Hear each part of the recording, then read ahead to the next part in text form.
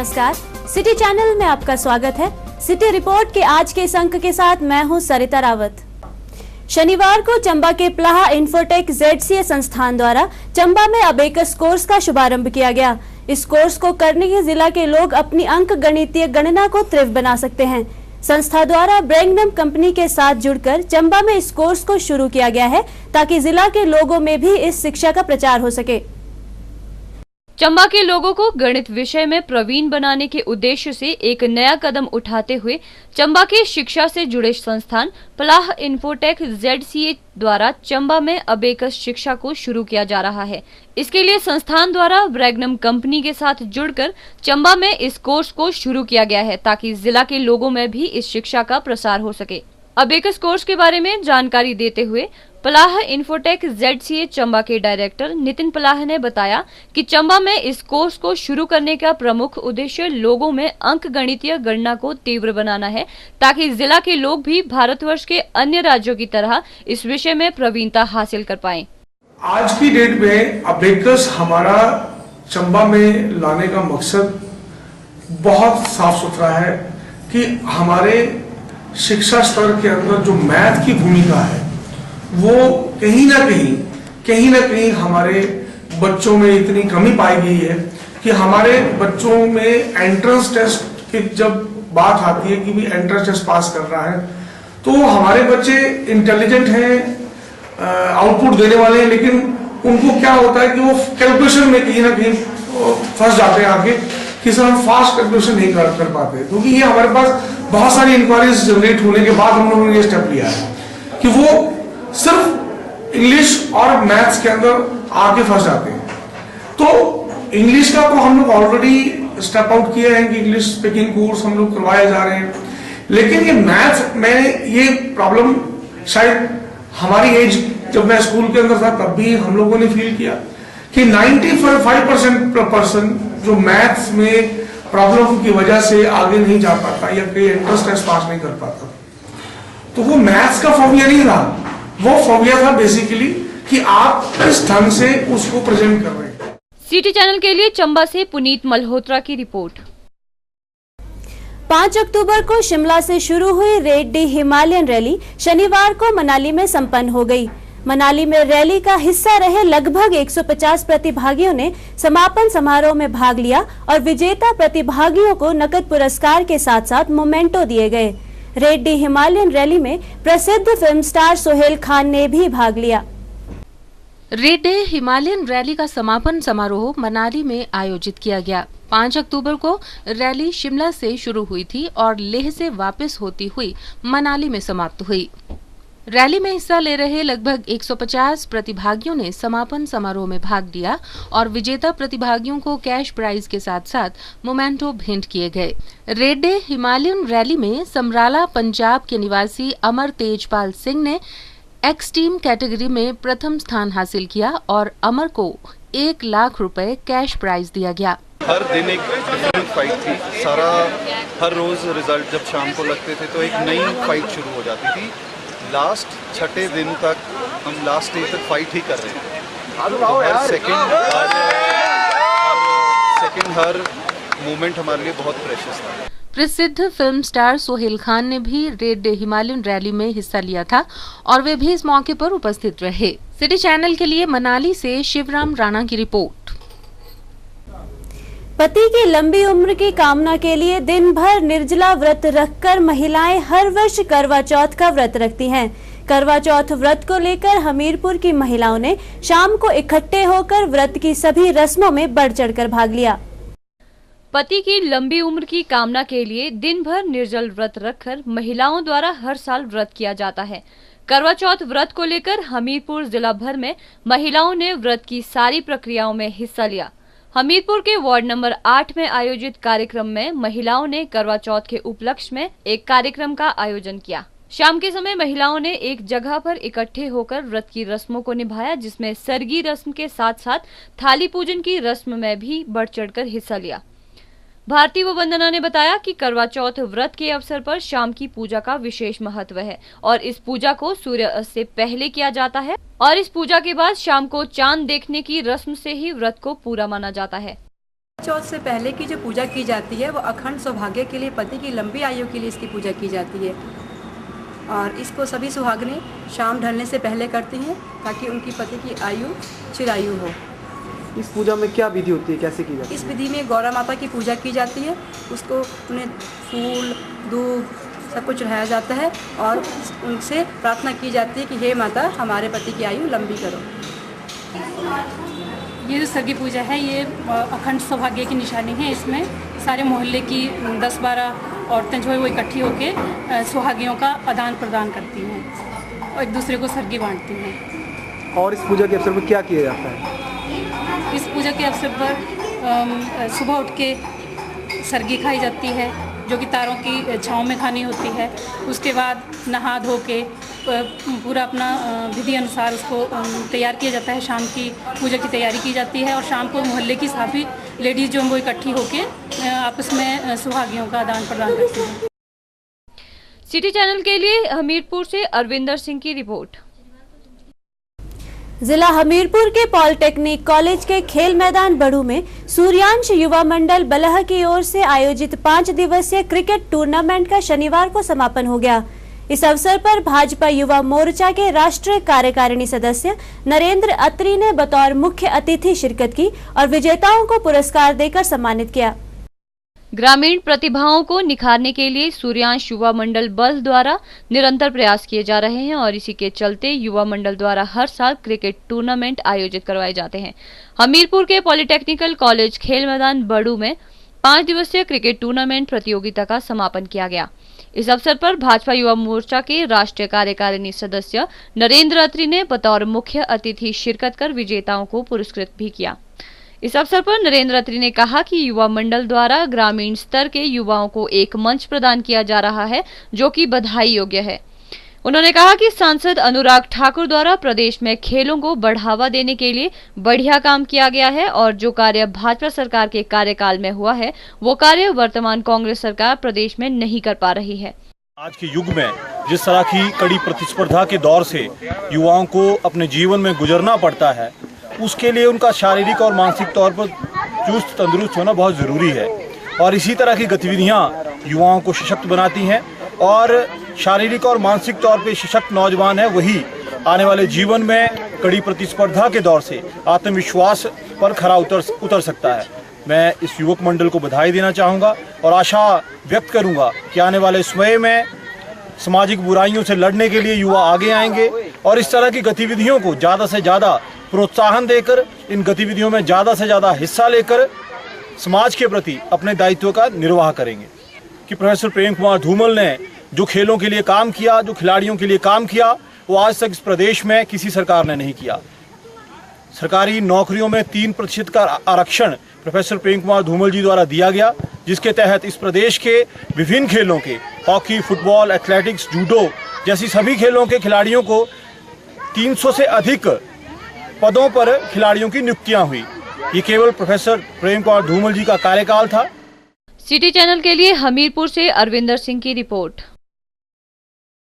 जिला सोलन के कसौली में जाने माने लेखक खुशवंत सिंह पर उनके बेटे राहुल सिंह द्वारा लिखी गई किताब द लेजेंड्स लिव्स ऑन का 3 दिवसीय साहित्यिक महोत्सव में विमोचन किया गया।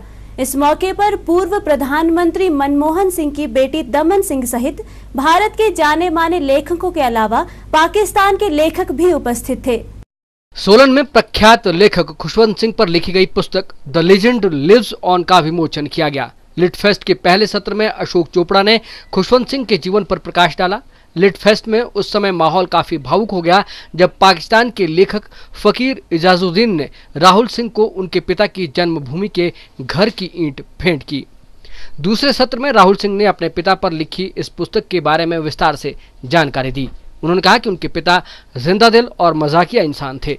हास्य उनका आभूषण था। यही कारण है कि 92 वर्ष की उम्र में भी वो युवा जोश से भरे हुए थे। उन्होंने इस मौके पर अपने पिता से जुड़े कई किस्से भी सुनाए। उन्होंने कहा कि उनके पिता को अपना मजाक बनाना बहुत अच्छा लगता था और वो महान कम्युनिकेटर थे। उनका सबके साथ एक जैसा व्यवहार था, जो बोलते थे वही करते थे।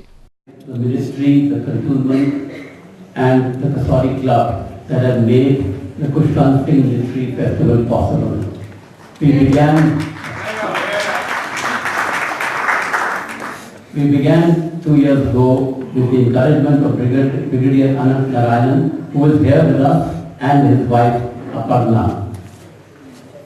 The following year, Brigadier Gogi Reddy and his wife Bakshi continued the tradition, and this year it has been Brigadier Pavan Lamba and her team. In return for what they have done, all that I can say is that they have put Kasoli and the Kasoli Club on the literary map of India. My father was a great communicator. He was able to communicate with equal ease with a humble villager and the Nobel Prize winner, a quality that very few people have. As the Kipling poem goes, he could walk with kings and yet had the common touch. Litfest के तीसरे सत्र में company with women पर चर्चा हुई। इस चर्चा में लेखिका शोभा डे, अमरेंद्र बजाज, अर्शिया सतार और गीता हरिहरन ने भाग लिया।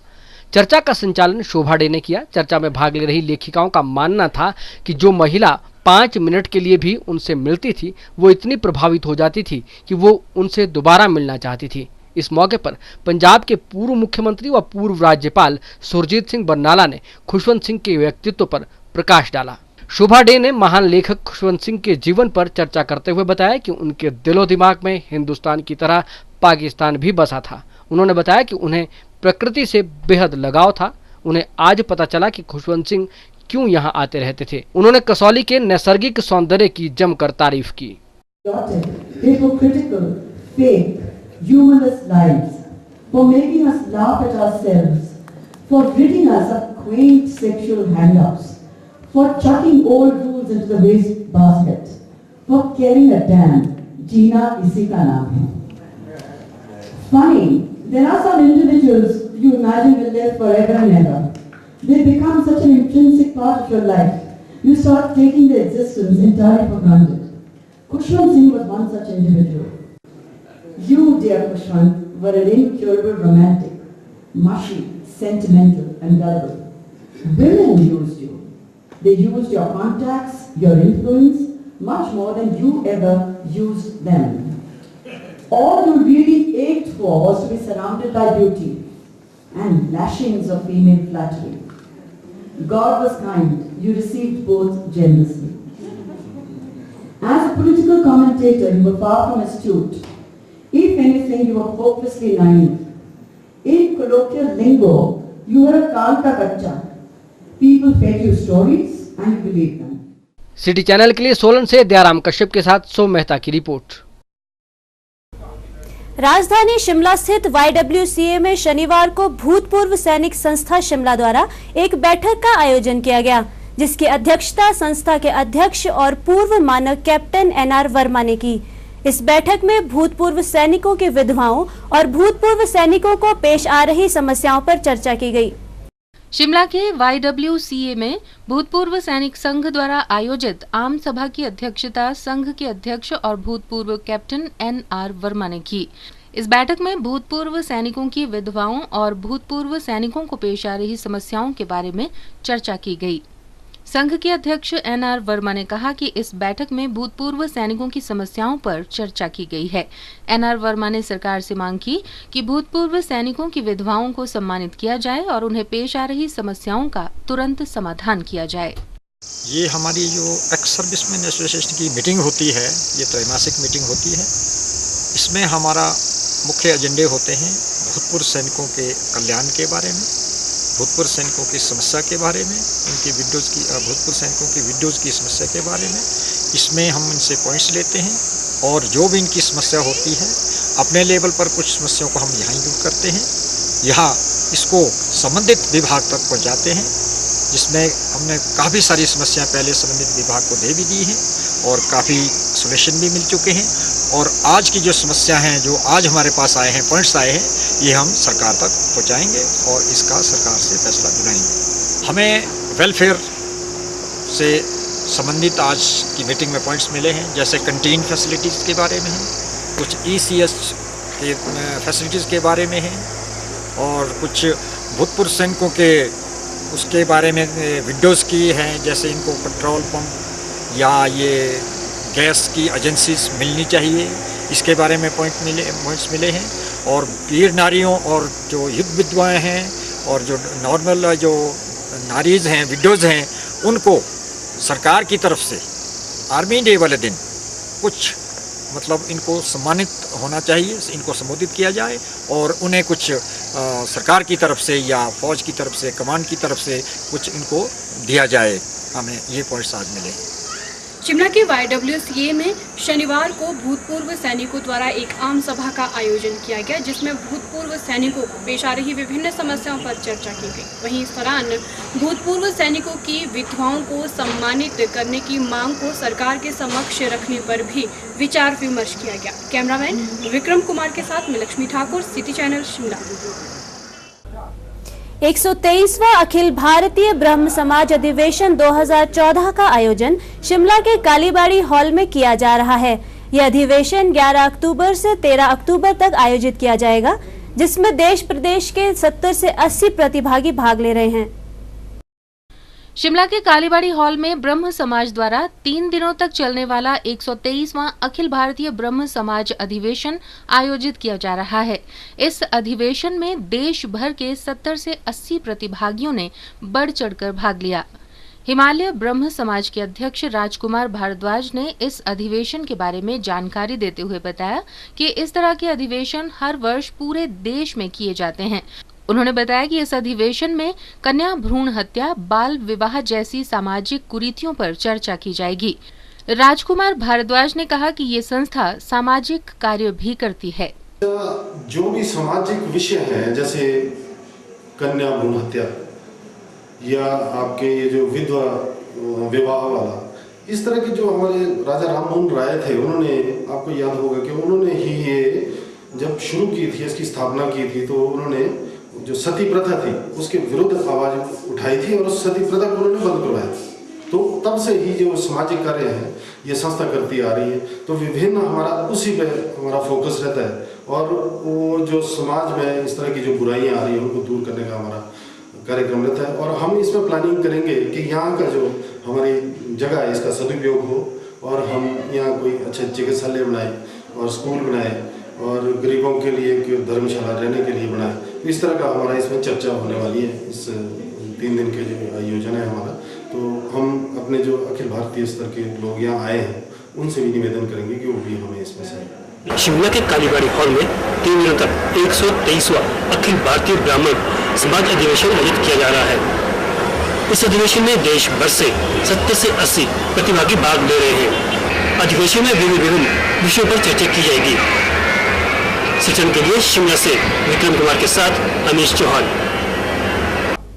सोलन के कंडाघाट में एवरग्रीन क्लब कंडाघाट द्वारा करवा चौथ के अवसर पर शनिवार को स्थानीय बाजार में डांस प्रतियोगिता का आयोजन किया गया। क्लब की ओर से आयोजित इस प्रतियोगिता में स्थानीय महिलाओं ने बढ़ चढ़कर भाग लिया। एवरग्रीन क्लब कंडाघाट द्वारा करवा चौथ के अवसर पर शनिवार को स्थानीय बाजार में डांस प्रतियोगिता का आयोजन किया गया। इस प्रतियोगिता में क्षेत्र की महिलाओं ने भारी संख्या में आकर बढ़ चढ़कर भाग लिया। शनिवार सुबह 11 बजे सबसे पहले एवरग्रीन क्लब की सदस्यों द्वारा भजन कीर्तन का आयोजन किया गया। इसके बाद सभी महिलाओं ने आयोजित इस प्रतियोगिता में हिंदी, पंजाबी व पहाड़ी नाटी में खूब ठुमके लगाए।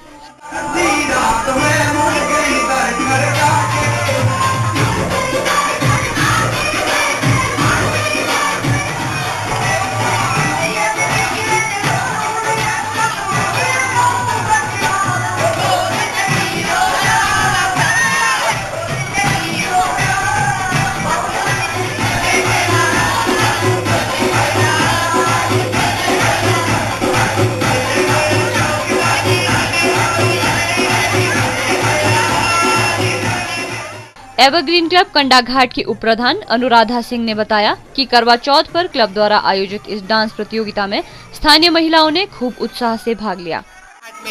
एवरग्रीन क्लब की तरफ से करवा चौथ का त्योहार बड़ी धूमधाम से मनाया गया। इसमें कई तरह की प्रतियोगिताएं रखी गई, जिसमें कि डांस प्रतियोगिता में कंडाघाट की महिलाओं ने बढ़ चढ़कर भाग लिया। सिटी चैनल के लिए कंडाघाट से ललित वर्मा के साथ सोम मेहता की report. Himachal Pradesh cricket stadium धर्मशाला में 17 अक्टूबर को प्रस्तावित वेस्ट इंडीज बनाम भारत के एक दिवसीय मैच से पूर्व भारतीय टीम सेंटर विकेट के पूर्व छोर और वेस्ट इंडीज टीम पश्चिम छोर पर अभ्यास के लिए पसीना बहाएगी। इसके लिए सेंटर विकेट के दोनों ओर 2 विकेटें तैयार की जा रही हैं। ये मैदान 15 अक्टूबर तक तैयार हो जाएगा। हिमाचल प्रदेश क्रिकेट स्टेडियम धर्मशाला में 17 अक्टूबर को प्रस्तावित वेस्ट इंडीज बनाम भारत के एक दिवसीय मैच से पूर्व भारतीय टीम सेंटर विकेट के पूर्व छोर वेस्ट इंडीज टीम पश्चिम छोर पर अभ्यास के लिए पसीना बहाएंगी। इसके लिए सेंटर विकेट के दोनों ओर इसी तर्ज पर 2 विकेटें तैयार की जा रही हैं। इसके अलावा प्रैक्टिस के लिए कुल 27 अतिरिक्त पिचें सेंटर विकेट की तर्ज पर तैयार की जा रही हैं। मैच तक लोगों की एंट्री भी मैदान में बंद कर दी गई है, जो मैच के दौरान ही खुलेगी। क्रिकेट स्टेडियम के मध्य में एक सेंटर पिच तैयार की जा रही है और जो प्रैक्टिस पिचें तैयार की जा रही हैं वे सारी की सारी एक जैसी मिट्टी से बनाई जा रही हैं, ताकि दोनों टीमों को प्रैक्टिस करने के पश्चात खेलने के लिए एक जैसी पिचें मिल सकें। 16 अक्टूबर को दोनों टीमों के खिलाड़ी पूर्वी छोर और पश्चिमी छोर पर अपनी अपनी साइड प्रैक्टिस कर सकती हैं। मैच में पूर्वाभ्यास को लेकर टीमों को नेट प्रैक्टिस करने के लिए 10-10 टफ विकेट, 2 आर्टिफिशियल और 5 इंडोर प्रैक्टिस पिचें सेंटर विकेट की तर्ज पर बनाई जा रही हैं। मैच से पूर्व इस कार्य को अंजाम देने के लिए 19 ग्राउंड्समैन लगे हुए हैं और मैच के दौरान लगभग 35 ग्राउंड्समैन अपनी सेवाएं देंगे। हिमाचल प्रदेश के इस सुंदर क्रिकेट स्टेडियम पर पूरे विश्व की नजरें रहेंगी, इसीलिए पिच निर्माण के लिए तैयारियां भी जोर शोर से शुरू हैं। चीफ पिच क्यूरेटर एवं बीसीसीआई के तकनीकी टीम सदस्य सुनील चौहान ने बताया कि मैदान 15 अक्टूबर को बनकर खिलाड़ियों के लिए पूरी तरह से तैयार हो जाएगा और मैच के पूरे 100 ओवर तक गेंद में एक जैसा उछाल बना रहेगा। इसके लिए समय समय पर पानी का छिड़काव और रोलर चलाया जा रहा है। जैसे 16 को हमारे पास पहुंच जाएंगी, वो लोग सबसे पहले प्रैक्टिस एरिया में आते हैं और प्रैक्टिस एरिया की पिचेस भी हमारी सेम क्ले की और सेम मटेरियल की होती हैं और उन पे टीमों को अपने को मेन स्क्वायर की पिच के हिसाब से ढालने में मदद मिलती है और हम ये कोशिश करते हैं कि उनको हम वर्ल्ड क्लास फैसिलिटी जो हमारे पास इस समय उपलब्ध है वो उनको भी हम पूरी तरह से प्रोवाइड करें। प्रैक्टिस पिचेस के अलावा हमारे पास इंडोर प्रैक्टिस एरिया भी है जहां बॉलिंग मशीन्स भी हैं, सभी हैं, जिम है, उसके साथ वो अपनी ट्रेनिंग इक्विपमेंट्स के साथ अपना प्रोग्राम पूरा करते हैं। अमूमन जो वनडे की भी पिच हो या 2020 की पिच हो, उसमें अगर 100 ओवर का मैच है तो 100 ओवर तक पिच का बिहेव एक जैसा होना चाहिए, ये हमारा मानना होता है। सिटी चैनल के लिए धर्मशाला से मृत्युंजय पुरी की रिपोर्ट। करवा चौथ का दिन सुहागिनों के लिए एक पर्व का दिन होता है और इस दिन महिलाएं अपने पति की लंबी उम्र के लिए करवा चौथ का व्रत रखती हैं। इस मौके पर लायनेस क्लब सोलन द्वारा महिलाओं के लिए एक कार्यक्रम का आयोजन किया गया, जिसमें महिलाओं के लिए विभिन्न प्रतियोगिताएं आयोजित की गयी। सोलन में प्रख्यात लेखक खुशवंत सिंह पर लिखी गई पुस्तक द लेजेंड लिव्स ऑन का विमोचन किया गया। लिट फेस्ट के पहले सत्र में अशोक चोपड़ा ने खुशवंत सिंह के जीवन पर प्रकाश डाला। लिट फेस्ट में उस समय माहौल काफी भावुक हो गया जब पाकिस्तान के लेखक फकीर इजाजुद्दीन ने राहुल सिंह को उनके पिता की जन्मभूमि के घर की ईंट भेंट की। दूसरे सत्र में राहुल सिंह ने अपने पिता पर लिखी इस पुस्तक के बारे में विस्तार से जानकारी दी। उन्होंने कहा कि उनके पिता जिंदा दिल और मजाकिया इंसान थे। हास्य उनका आभूषण था। यही कारण है कि 92 वर्ष की उम्र में भी वो युवा जोश से भरे हुए थे। उन्होंने इस मौके पर अपने पिता से जुड़े कई किस्से भी सुनाए। उन्होंने कहा कि उनके पिता को अपना मजाक बनाना बहुत अच्छा लगता था और वो महान कम्युनिकेटर थे। उनका सबके साथ एक जैसा व्यवहार था, जो बोलते थे वही करते थे।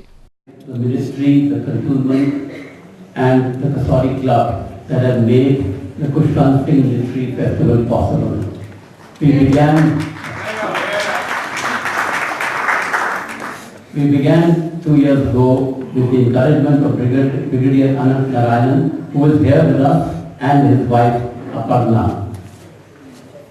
The following year, Brigadier Gogi Reddy and his wife Bakshi continued the tradition, and this year it has been Brigadier Pavan Lamba and her team. In return for what they have done. All that I can say is that they have put Kasoli and the Kasoli Club on the literary map of India. My father was a great communicator. He was able to communicate with equal ease with the humble villager and the Nobel Prize winner, a quality that very few people have. As the Kipling poem goes, he could walk with kings and yet have the common touch. Litfest के तीसरे सत्र में company with women पर चर्चा हुई। इस चर्चा में लेखिका शोभा डे, अमरेंद्र बजाज, अर्शिया सतार और गीता हरिहरन ने भाग लिया। चर्चा का संचालन शोभा डे ने किया। चर्चा में भाग ले रही लेखिकाओं का मानना था कि जो महिला 5 मिनट के लिए भी उनसे मिलती थी वो इतनी प्रभावित हो जाती थी कि वो उनसे दोबारा मिलना चाहती थी। इस मौके पर पंजाब के पूर्व मुख्यमंत्री व पूर्व राज्यपाल सुरजीत सिंह बरनाला ने खुशवंत सिंह के व्यक्तित्व पर प्रकाश डाला। शोभा डे ने महान लेखक खुशवंत सिंह के जीवन पर चर्चा करते हुए बताया कि उनके दिलो दिमाग में हिंदुस्तान की तरह पाकिस्तान भी बसा था। उन्होंने बताया कि उन्हें प्रकृति से बेहद लगाव था। उन्हें आज पता चला कि खुशवंत सिंह क्यों यहाँ आते रहते थे। उन्होंने कसौली के नैसर्गिक सौंदर्य की जमकर तारीफ की। Humorless lives, for making us laugh at ourselves, for ridding us of quaint sexual hang-ups, for chucking old rules into the waste basket, for caring a damn. Jeena isi ka naam hai. Funny, there are some individuals you imagine will live forever and ever. They become such an intrinsic part of your life. You start taking their existence entirely for granted. Khushwant Singh was one such individual. You, dear Khushwant, were an incurable romantic, mushy, sentimental and gullible. Women used you. They used your contacts, your influence, much more than you ever used them. All you really ached for was to be surrounded by beauty and lashings of female flattery. God was kind. You received both generously. As a political commentator, you were far from astute. If anything, you were hopelessly naive. In colloquial lingo, you were a kaal ka bachcha. People fed you stories and you believed them. City channel के लिए सोलन से दयाराम कश्यप के साथ सोम मेहता की report. विश्व शांति और मानव कल्याण के उद्देश्य से विश्व शांति सेवा समिति सोलन शाखा द्वारा श्री कृष्ण श्रीमद् भगवत ज्ञान यज्ञ का आयोजन ऐतिहासिक ठोडो मैदान में किया जा रहा है, जिसमें अंतर्राष्ट्रीय ख्याति प्राप्त परम पूज्य शांति दूत और कथा व्यास पंडित ठाकुर देवकी नंदन महाराज भगवान श्री कृष्ण की लीलाओं का रसपान श्रोताओं को करवा रहे हैं। इस मौके पर सामाजिक न्याय एवं अधिकारिता मंत्री कर्नल धनीराम शांडिल ने भागवत में पहुंचकर अपनी हाजिरी लगाई और भगवान की आरती कर पंडित ठाकुर देवकी नंदन महाराज का आशीर्वाद प्राप्त किया। विश्व शांति सेवा समिति सोलन शाखा द्वारा श्री कृष्ण श्रीमद् भागवत ज्ञान यज्ञ का आयोजन सोलन के ऐतिहासिक ठोडो मैदान में किया जा रहा है, जिसमें अंतर्राष्ट्रीय ख्याति प्राप्त व्यास पंडित ठाकुर देवकी नंदन महाराज जी भगवान श्री कृष्ण की लीलाओं का रसपान श्रोताओं को करवा रहे हैं। इस मौके पर सामाजिक न्याय एवं अधिकारिता मंत्री कर्नल धनीराम शांडिल ने भागवत में पहुंचकर अपनी हाजिरी लगाई और भगवान की आरती कर पंडित ठाकुर देवकी नंदन महाराज जी का आशीर्वाद प्राप्त किया। कथा के दूसरे दिन कथावाचक देवकी नंदन महाराज जी ने पंडाल में उपस्थित श्री कृष्ण के भक्तों को महाभारत की कथा का रसपान करवाया। वहीं श्री राधा कृष्ण के भजनों से माहौल को भक्तिमय कर दिया।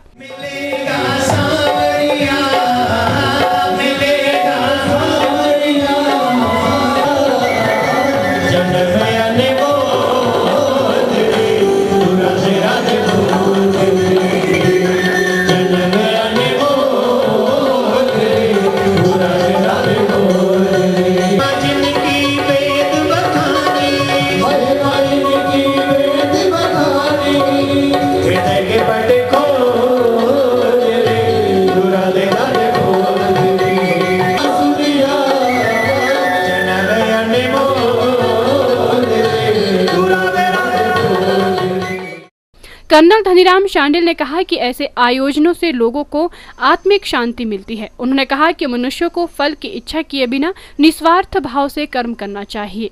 हमारे शाश्वत एक ऐसा ग्रंथ है जिससे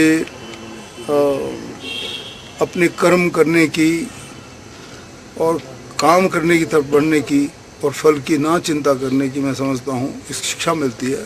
भगवत गीता भगवत प्राण को सुनना ही मैं समझता हूँ, हर बार हम सुनते हैं कोई नई से नई चीज़ आती है। और इस प्रकार के श्रवण करने से आजकल के आधुनिक समय में जबकि होड़ लगी है, इसके समय नहीं होता है, उन्होंने जो बातें कही बहुत अच्छी रही कि भाई प्रभु का नाम अवश्य लेना चाहिए, क्योंकि एक ऐसी ताकत है जो हम सबके अंदर विद्यमान है, परंतु यदि हम उसका भगवान का स्मरण करें तो मैं समझता हूँ बहुत सी कठिनाइयाँ, बहुत सी मुश्किलें, बहुत से बुरे विचार दूर भाग जाते हैं। सिटी चैनल के लिए सोलन से दयाराम कश्यप के साथ सोम मेहता की रिपोर्ट। सिटी रिपोर्ट के आज के इस अंक में बस इतना ही। प्रदेश भर की जानकारी के लिए देखते रहिए सिटी चैनल। नमस्कार।